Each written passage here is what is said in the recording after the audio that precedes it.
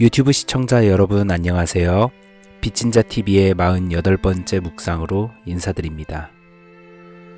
세겜에서 비극적인 사건을 경험하고 그곳을 떠난 야곱은 서원의 장소였던 베델 땅으로 발걸음을 옮겼습니다.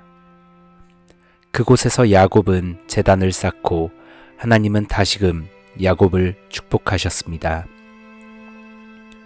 이제 야곱은 다시 베델 땅을 떠나 자기 아버지인 이삭이 있는 헤브론을 향해 가기 전 그 중간 지점인 에브랏을 향해 갑니다. 오늘의 묵상은 여기에서부터 시작합니다. 함께 나누실 말씀은 창세기 35장 22절입니다. 이스라엘이 그 땅에 거주할 때에 르우벤이 가서 그 아버지의 첩 빌하와 동침하매 이스라엘이 이를 들었더라.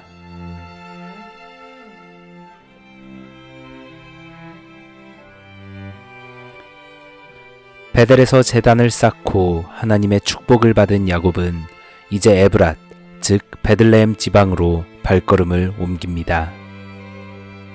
이때 야곱이 가장 사랑했던 아내인 라헬은 이미 만삭의 몸이었습니다. 에브랏까지는 얼마 더 가야만 되는 지점에서 라헬은 많은 고생을 하게 되었고 결국 아이를 낳고는 죽게 되었습니다. 야곱이 가장 사랑했던 아내는 죽었고 야곱은 그 아이를 베냐민이라 불렀습니다. 라헬은 에브랏으로 향하는 길, 즉 베들레헴 길에 장사되었고 지금까지도 라헬의 묘비라 일컬어진다고 성경은 말씀하십니다. 야곱은 그곳에서 길을 떠나 에델 망대를 지나 장막을 치고 거주합니다. 그리고 오늘 본문의 사건이 일어난 것입니다.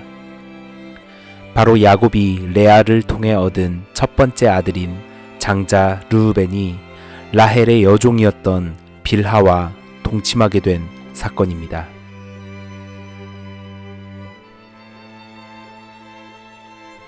르우벤의 이러한 행동은 굉장히 부적절한 행동이라는 점에는 모두가 동의할 것입니다. 아무리 아버지의 첩이라 하더라도 빌하는 야곱의 아이들을 출산한 일종의 어머니뻘 되는 사람입니다. 이처럼 아버지의 여인과 동침하는 행위는 성경에서 금지하는 아버지에 대한 패역한 행동으로 묘사됩니다. 신명기에는 이렇게 기록되어 있습니다.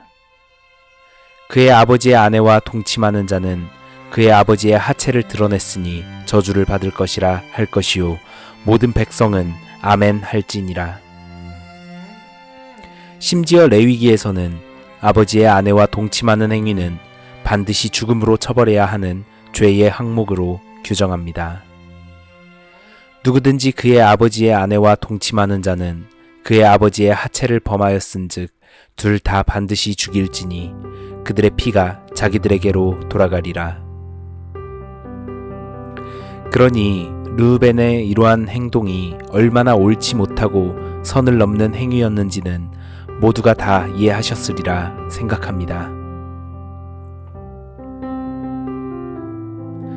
저는 오늘의 본문을 묵상하면서 하나님이 이 사건의 이야기를 통해 나에게 주시고자 하시는 가르침은 무엇일까를 고민하며 먼저는 르우벤이 과연 어떤 사람이었는지를 공부하게 되었습니다. 르우벤은 야곱의 12명의 아들 중 가장 먼저 태어난 사람이었습니다. 야곱의 첫 아내인 레아를 통해 태어나게 되었죠. 하지만 야곱은 언니인 레아보다도 동생인 라헬을 더욱 사랑했다는 사실은 우리가 지난 성경 묵상을 통해 알고 있습니다. 자신의 어머니가 아버지로부터 사랑받지 못한다는 사실을 르우벤은 어릴 적부터 이미 알고 있었겠죠. 그 때문이었을까요? 르우벤은 들에서 얻은 합 한 채를 자신의 어머니 레아에게 가져다 주기도 합니다. 아버지와 어머니의 관계가 더 좋아졌으면 하는 어린 첫 아들의 마음이었을까요? 야곱이 생각한 르우벤에 관하여는 야곱이 후에 유언을 남기며 르우벤에 대하여 언급한 내용에서도 찾을 수 있습니다. 르우벤아, 너는 내 장자요, 내 능력이요, 내 기력의 시작이라. 위풍이 월등하고 권능이 탁월하다마는. 야곱 역시도 르우벤을 장자로서 믿음직한 아들의 모습을 갖추고 있다고 생각했던 모양입니다. 게다가 야곱이 많은 아들 중에서도 라헬의 아들 요셉만을 더욱 사랑하여서 다른 형제들이 그를 질투해 애굽의 종으로 팔아버리는 사건에서도 르우벤은 요셉을 구하기 위해 홀로 계획을 세웠던 기록이 있습니다. 르우벤이 또 그들에게 이르되 피를 흘리지 말라. 그를 광야 그 구덩이에 던지고 손을 그에게 대지 말라 하니, 이는 그가 요셉을 그들의 손에서 구출하여 그의 아버지에게로 돌려보내려 함이었더라.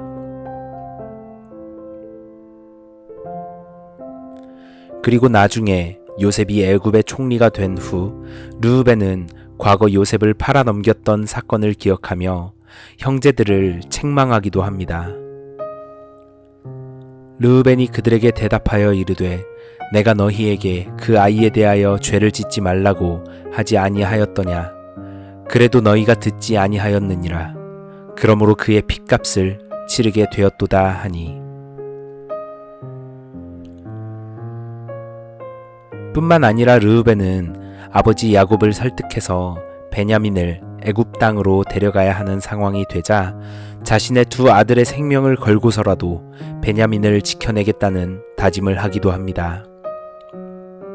르우벤이 그의 아버지에게 말하여 이르되 내가 그를 아버지께로 데리고 오지 아니하거든 내 두 아들을 죽이소서.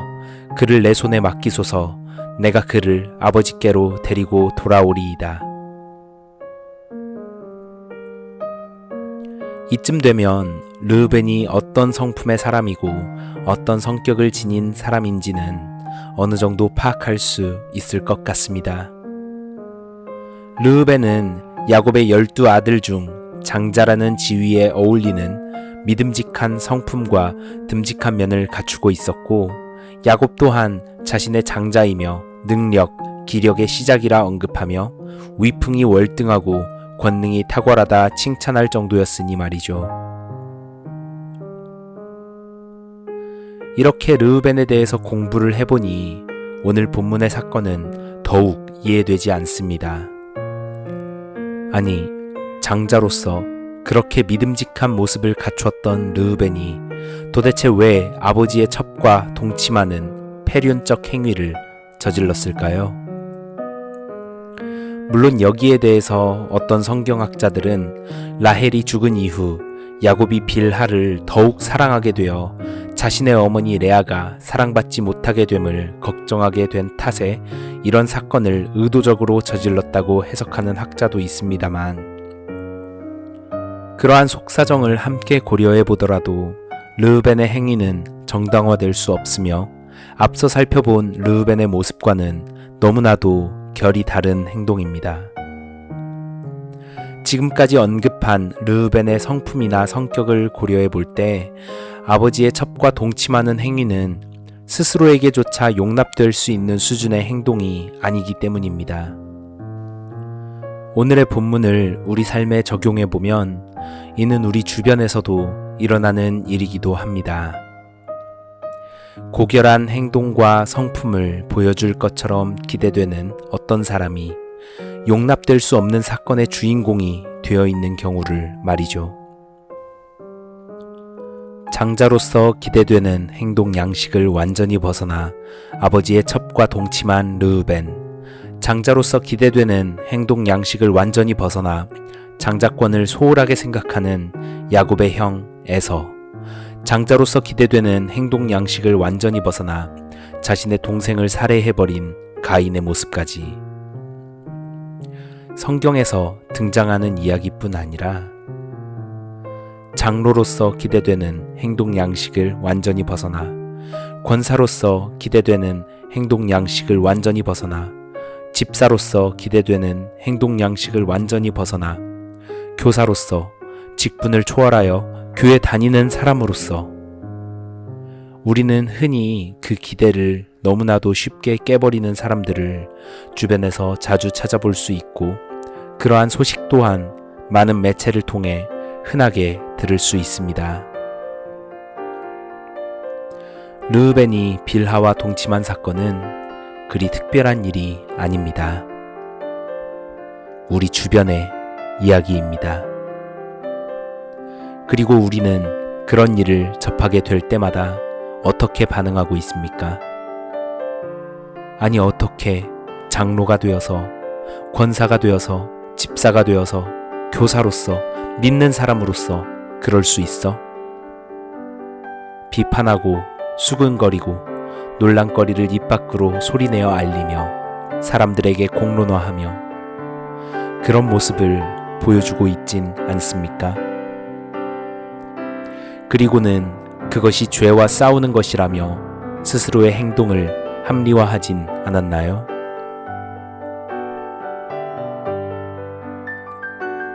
오늘 이 사건에 대해서 우리는 야곱의 반응을 살펴볼 필요가 있습니다. 제가 오늘 본문을 묵상하며 놀랐던 것은 이 소식을 듣게 된 야곱의 반응입니다. 본문 22절에 성경은 이렇게 말합니다. 이스라엘이 이를 들었더라. 그리고 이에 대한 이런 방구도 없습니다. 그리고 성경은 계속 다음 이야기를 이어나갈 뿐이었습니다. 이후 야곱이 자신의 인생에 걸쳐 르우벤에게 이 사건에 대해서 언급하는 장면은 오랜 세월이 흘러 죽기 전 르우벤에게 유언을 남기는 마지막 장면입니다.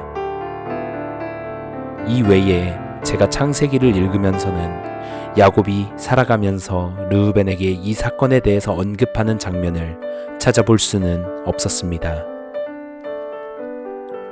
그의 침묵이 말할 수 없는 슬픔으로 인한 극도의 상심을 나타낸 것인지, 아니면 그의 잘못을 조용히 덮어두고 지나가고자 하는 의도에서인지는 알 수 없지만, 야곱이 만일 이 사건에 대해서 르우벤에게 불같이 화를 내며 비판하고 수군거리며 타인에게 알리고 정죄하고 비난을 멈추지 않았다고 한다면, 이후 창세기에 등장하는 르우벤의 모습에서는 앞서 이야기했던 요셉을 살리기 위해 고군분투했던, 요셉을 죽인 것에 대해 형제들을 책망했던, 자신의 자식들의 생명을 걸고 베냐민을 지켜주겠다고 다짐했던 믿음직한 장자로서의 모습을 찾을 수 있었을까요?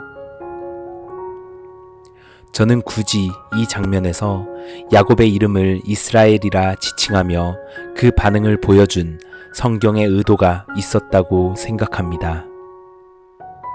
이 장면에서 야곱은 르우벤의 잘못을 덮어주는 사랑의 모습을 보여줬기에 야곱이 아닌 이스라엘이라는 이름으로 기록된 것은 아닐까 생각해 봅니다. 과거 술 취한 노아의 사건에 대해서 묵상하면서 나눴던 내용을 함께 재차 나누고 싶습니다. 아담과 하와가 부끄러움과 수치심을 견디지 못해 하나님을 피해서 숨었을 때 가죽옷을 지어 입혀주시며 그 부끄러움과 수치심을 가려주신 것처럼, 노아의 아들 셈과 야벳도 그 아비의 수치스러운 모습을 의도적으로 보지 않고 들어가 은밀히 가려주었습니다. 야곱, 이스라엘 역시도 자신의 아들 르우벤의 죄에 대해서 그저 묵묵히 침묵하는 모습을 보여줍니다. 어쩌면 이것이 용서와 사랑을 실천하시는 하나님의 사랑의 성품을 따라 이루어진 것은 아닐까 생각해 봅니다. 만일 여러분이 신앙 공동체 구성원의 부끄러운 모습을 보게 되었을 때 어떤 반응을 보이시겠습니까? 노아의 부끄러운 모습을 밖으로 떠벌리던 노아의 아들 함의 모습처럼 교회 구성원에게 모두 알리고 다니겠습니까? 아니면 노아의 수치스러움을 가려준 셈과 야벳처럼 오늘 본문의 야곱처럼 잠시만 그 일을 덮어두고 용서하며 그가 그 부끄러운 모습과 죄악의 행동에서 돌이켜 빠져나오기까지 잠시만 침묵한 채 기도하며 기다려 주시겠습니까? 공동체 구성원의 죄를 두둔하자는 말이 결코 아닙니다. 당연히 우리는 공동체가 죄를 멀리하고 거룩한 삶을 지향하도록 서로를 권하며 삶을 응원합니다. 야곱이 나중에는 르우벤의 행동에 대하여 장자권을 박탈하고 그 죄의 결과를 책임지도록 예언했던 것처럼 우리 시대 교회에서는 공동체와 함께할 수 없을 것이라 여겨지는 성도의 죄에 관하여는 공교회 차원의 권면과 권징의 가르침이 기다리고 있을 것입니다. 하지만 내가 만일 개인적으로 누군가의 부끄럽고 수치스러운 모습을 목격하고 그로 인해 스스로 고통스러워하는 공동체 구성원의 모습을 보고 듣게 된다면 그에 대해서는 허물을 덮어주는 사랑의 마음을 품고 오히려 그를 위해 기도해 주는 것이 예수 그리스도를 닮아가는 성품을 따라 살아가는 것이라 여겨집니다. 이것이 오늘의 성경을 묵상하며 제가 느낀 성경을 통해 하나님이 저에게 깨닫게 하신 가르침입니다. 오늘 제가 성경을 통해 받은 은혜와 가르침을 여러분과 함께 나누고 싶습니다. 허물을 덮어주는 자는 사랑을 구하는 자요. 그것을 거듭 말하는 자는 친한 벗을 이간하는 자니라. 무엇보다도 뜨겁게 서로 사랑할지니 사랑은 허다한 죄를 덮느니라. 오늘 묵상은 여기까지입니다. 좋아요와 구독, 알림 설정은 큰 힘이 됩니다. 빛인자TV 시청자 여러분 모두 평안하세요. 샬롬.